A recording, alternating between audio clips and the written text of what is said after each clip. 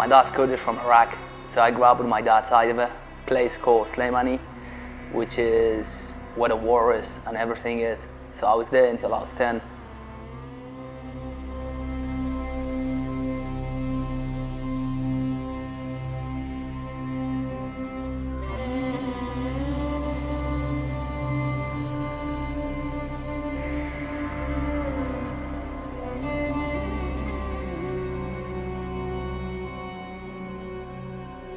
Like, you do remember everything, because back home is not like how you grew up in England, you know.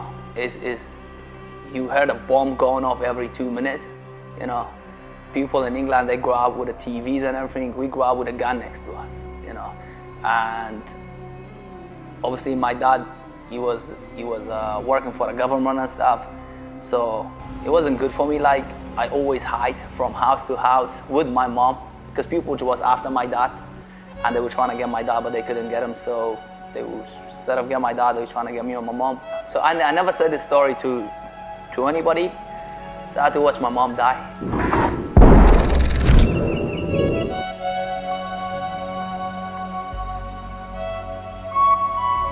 My mom hid me, and my mom got killed in front of me.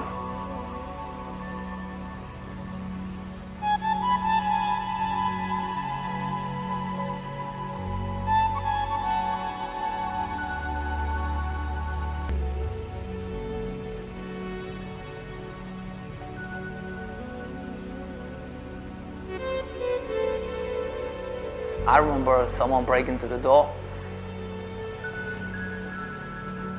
I remember it was like that, you know, someone breaking into the fucking door, and it was like, they grabbed me out of the fucking thing, and at that point when they grabbed me out, I wasn't even crying, because I was just like, just scared, yeah, you know. And I thought they were gonna kill me, so the guy just dragged me out and put me in the back of a car, and I thought, I was just numb. The kids, I don't fucking know what happened. And then he kissed me, and he's like, look, I promise you, nobody will hurt you. You don't know who that guy was? My dad know what it was. I didn't. And that's the guy who took me, you know, technically saved my life. You know who killed your mother? Yeah. Like, as in politically, or? Try to not talk about it. But my dad dealt with it.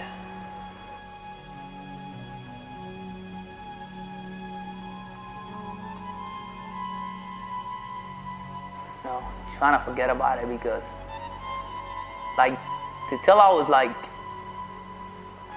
15, 16, 17, I was just trying to blame myself for it. Like, why couldn't I do nothing about it? But I was a fucking child, man. You know, what the fuck am I supposed to do? And it fucked me up. Yeah. You know, yeah, I moved to England, or immigrated to England, you know. I'm proud to be Kurdish. Like, that's why I represent them. I can't change where I come from. It is a fucked up country. But because everybody trying to kill us. There's a war zone going on there every day. And the whole fourth state of the country, from every angle, people get murdered, people get killed every day. That's just a normal day to us. So when you see a bomb blow up, we just pass by it like it's nothing. It's just a normal thing. And I'm grateful to grow up in England for after 10, you know, and they opened a door for us. Like, if it was, what I mean us is me and my dad as well, you know. If it wasn't for that, I'd be dead. Simple as that. Even now, people after my dad, and probably after me, I guess. That's why when I fight, I represent both countries. And I'm proud to be part of England, you know. Proud to represent the flag, UK flag too, because they give me a life that I didn't have. A lot of people support me from Kurdish who's immigrant outside the UK, which is the other countries, but Kurdish from back home as well. Like, you know, I'm the guy who represents them on TV to introduce them to a lot of people. Yeah. So I do appreciate the support, and think they back me up now. So.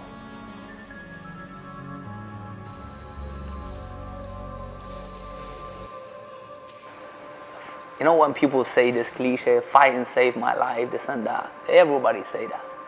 Fight just fucking saved my life. Or I would have been in jail, killing someone or kill myself. Either way. Because like sometimes even like I feel like without fighting I'm nothing. It's just a saddest sound. And now I got kids. I'm trying to put all my energy and motivation into my kids. Because I never had a father. I don't call my father the father. Does that make sense? And so I don't want to do the same mistake my dad did. So I try to be the best father to my kids. That's why I sacrifice a lot to be here. Some people come here, they think it's a holiday, they think it's a training. No, I don't. I'm here. Every time I'm out here, I sacrifice a lot to be here. Miss a time with my kids that I never get it back. So when I'm here, I'm on a fucking mission. That's what I'm here for.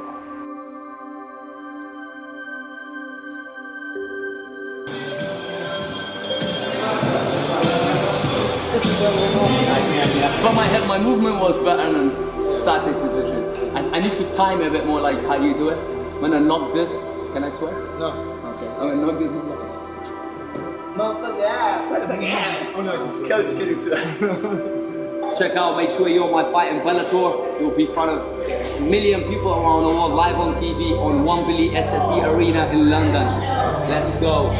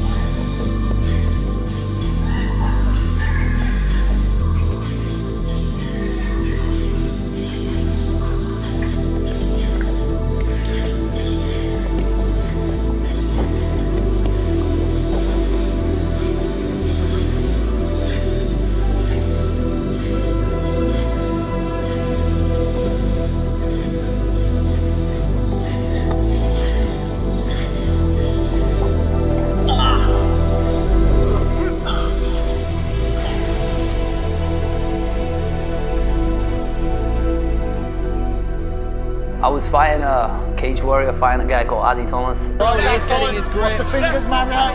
He's let Mario get some posture now. Good upkick, though.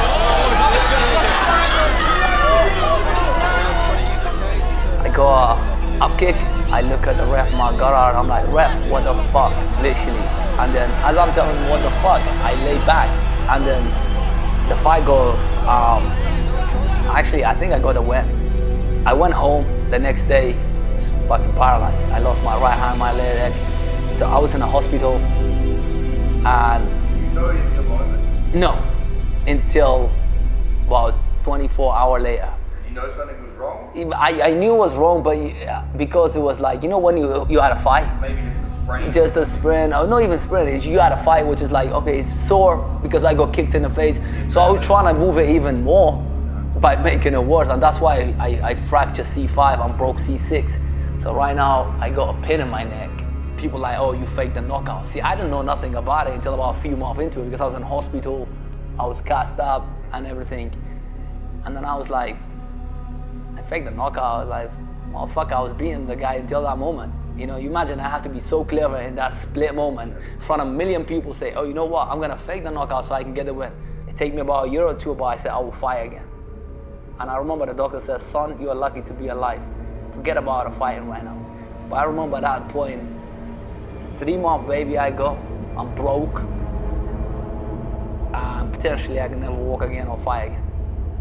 So that's when I decided I want to do this shit properly. So I took a long time off till I'm fully recovered. And I come back now, I'm like 5-6-0, 4-5-0. The first fight I had come back after the injury, the guy dropped me the first second of the fight.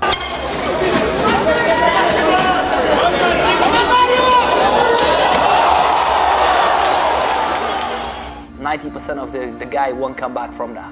I come back and I broke his leg a minute and a half after.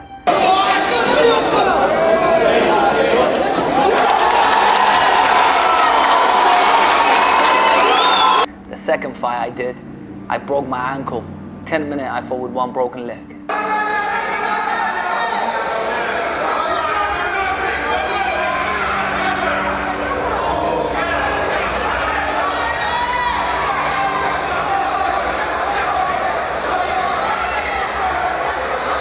I've been through wars already, like what possibly this guy can do to me hurt? Knock me out?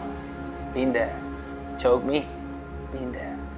So right now I'm just like doing it because I purely want to do it right now. And I'm like 29 now, getting 29. This is the right time. Everything's at the right time right now.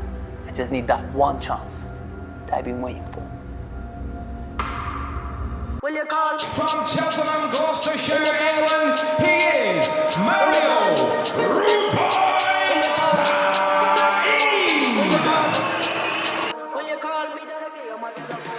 Saeed, an expert in psychological warfare and, more importantly, grappling. No surprises there. Then looks for the single leg twist. As you said, you want to know when he went to ground. And it's Saeed, then the trip, and into the guard. Saeed able to hold on to that single leg and get to the back, going.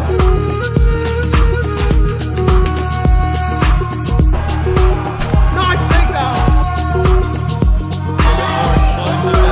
And Mario can also begin to exchange kicks. Said he's got his head in a pretty good spot to avoid taking the damage, but as you said, he's not improving the position.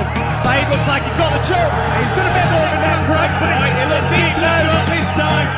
And Jansen's trying to punch his way out. He's grimacing, and he's tapped. Got the top. Well, Saeed gets the win.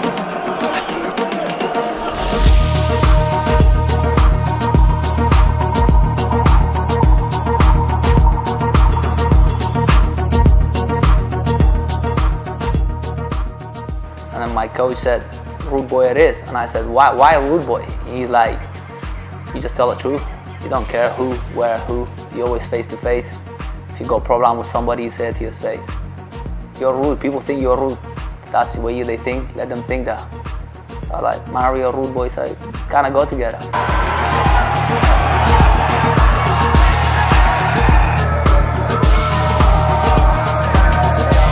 Yes, he sucked it up to get that control. We heard the grunt, then he got the back. Drags his opponent down to the ground.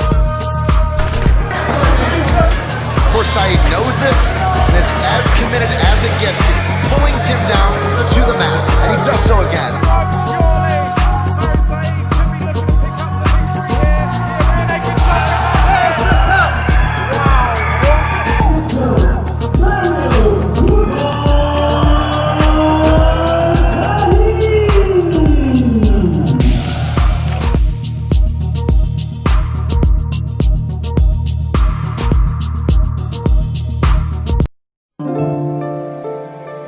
You have memories now of your mother? Like you have photos and things that you can look back on? There's no photos. How do you remember your mum? Just her face, her image and the feeling from her? Nice woman, strong woman. She was strong, and she used to always say, your dad is a good man. He just not here is because he can't be here. I don't understand why he wasn't fucking there, you know. Now I do. Like there's a side of the story I don't want to talk about it on camera and shit. But she is a good woman. She would be proud of me today because what I've been through, most people what I went through, they won't make it till 28 I made.